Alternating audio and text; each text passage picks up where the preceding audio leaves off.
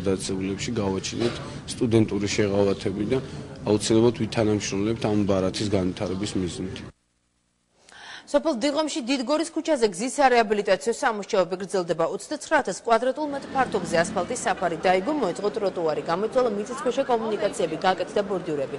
სამუშაოებზე სულ 40 ადამიანია დასაქმებული. გზის რეაბილიტაციო სამუშაოები სრულად თვის ბოლომდე დასრულდება. სოფელ დიღომში მიმდინარე სამუშაოები საბურთალოს რაიონის მაჟორიტარმა დეპუტატმა გიორგი მელაძემ და კეთილმოწყობის საქალაქო სამსახურის უფროსმა დაათვალიერეს.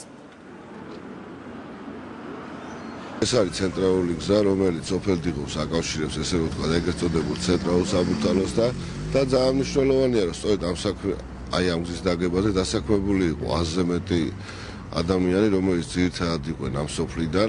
გარდა ამისა, უახლოეს პერიოდში ბიუჯეტში უკვე გათვალისწინებული ასევე გაგრძელდება შიდა გზების დაგება, სადაც ასევე ძირითადად იქნება დასაქმებული ადგილობრივი მოსახლეობა.